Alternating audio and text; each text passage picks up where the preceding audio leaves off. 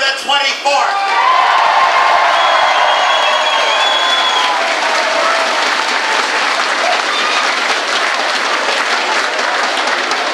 Let's just have a look.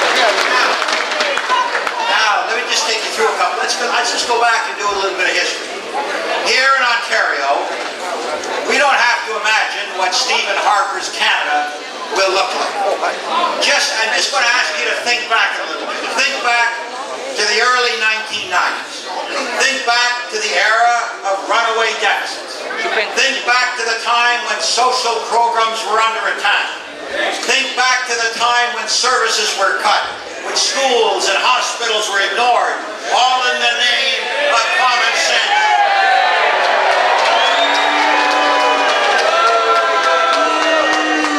A decade ago, here in Ontario, it was Mike Harris. Today, it's Stephen Harper. The name has changed. The leader has changed, but not the goal. And let me tell you, Stephen Harper isn't going to do to Canada what Mike Harris did to Ontario. We don't want a conservative Canada in which the rich get richer, the strong get stronger, and working families are left to fend for themselves. It was a wrong way to build a society in the 1990s, and it is still wrong today. And as liberals, we are going to make sure that Canada doesn't have to learn the hard way. Together, we are going to reject the rehash, the Me Too First policies of Stephen Harper. We want to move Canada forward. We believe in a Canada that has a strong national government. We want a government that speaks with one country, one Canada. That's its public health care system. I believe in a Canada that embraces its diversity as a strength. I believe in a Canada that welcomes people from every single part of the Harper doesn't like to be reminded. He described the U.S. conservative movement as a light and an inspiration to the Canadian people. A light and an inspiration. The farthest of the U.S. far right.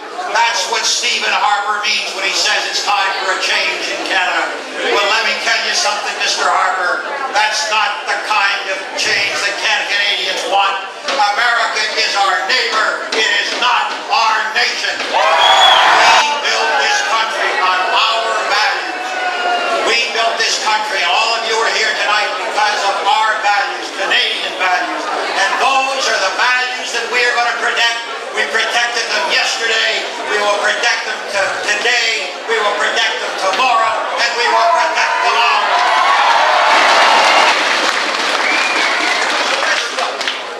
Let's take a look. Let's just take a look at what the two parties stand for.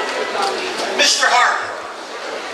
Harper would raise personal income tax on low-income and middle-class Canadians.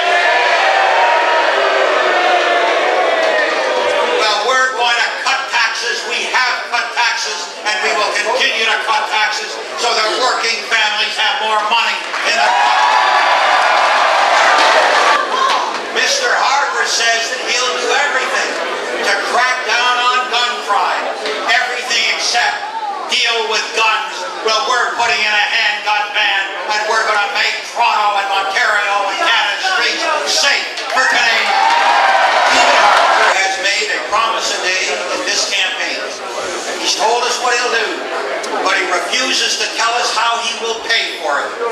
This morning, we released the full costing of our program, the costing that every single one of the members and candidates on this stage and all of us are running for. We revealed our costing. Stephen Harper, so far, has refused to tell us how he's going to pay for his promise. He doesn't know. He doesn't know. Well, let me just tell you. You want to know the difference? You want to know the difference between a conservative and a liberal? Think about it. For three decades, the national budget of this country was chronically in deficit. We solved the problem. 8 balanced budgets. Stephen Harper would put our prosperity in risk. Minister, it's becoming very clear that he will be unable to deliver on his program unless he is prepared to cut programs and raise taxes. That's right, shame. So I ask you.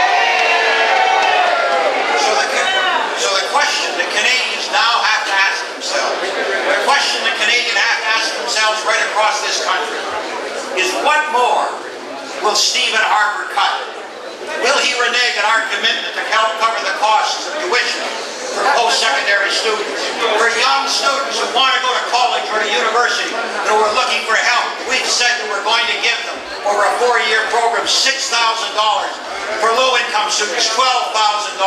Will he cut that, or will he commit to help students pay for their education? Will he cut back on public health care? Will he stare into the face of Aboriginal poverty and renege on our agreement to help the First Nations, the Métis Nation, and the Inuit? What more will he cut? Well, you know what? We don't know what he's going to cut because he won't say. And I suppose he thinks we're going to trust him.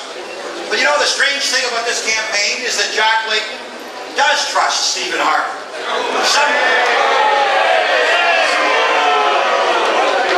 Some days he trusts Stephen Harper. Let's remember what the Conservatives stand for. Stephen Harper wants to do with our national child care, wants to get rid of our national child care program. Stephen Harper wants to walk away from our responsibility for clean air and clean water and a safe environment. Stephen Harper wanted to send troops to Iraq.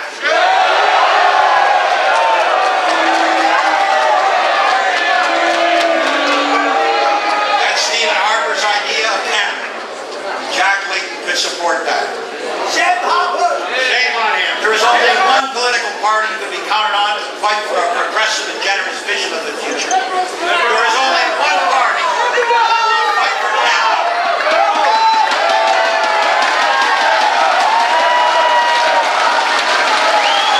We will protect our unity with strong voices from Quebec. We will support Canadian families. We will defend Canadian values. We will defend the Canada we have built together. We will stay out of deficit. We will speak with an independent voice on the world stage.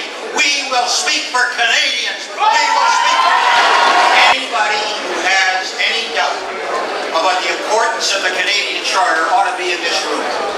We are a nation of minorities, and as such we place tremendous value on minority rights, women's rights, religious freedoms, the rights of us all. And that is why almost 25 years ago we enshrined the Charter of Rights and Freedoms. It is the heartbeat of our Constitution. It guarantees the rights of every single Canadian and person in this room. But there's a loophole in it, and it's called the Notwithstanding Clause. I want to talk to you a minute about the Notwithstanding Clause, because what that says, what the Notwithstanding Clause says, is that a politician could have the right to take away rights that have been established by the Supreme Court of Canada. Now that's not acceptable. I don't believe that the majority should ever be able to impose its whim on the minority. I don't believe that a political party, or I don't believe that any Prime Minister should be able to pick and choose which of your rights you can keep and which will be taken. Want a Prime Minister who will protect all rights, not just the rights that happen to strike his fancy. So let me be clear. Stephen Harper, I am telling you that I am committed to protecting minority rights. I will protect minority rights at all times, in all areas, for all Canadians. Somebody wants to know what the story of Canada is. I will tell them that the story of Canada is here in this room tonight.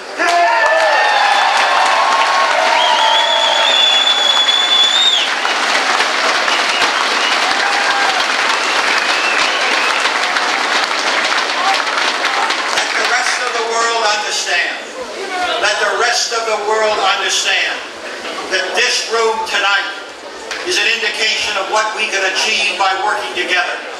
It is what we can achieve with a Prime Minister, with a set of candidates, and with a government that believes in the good that government can do. And so let me simply close by saying, as you know so well, there is such potential in our country. There is such promise in the years ahead. Together as Liberals, we will fulfill that potential. We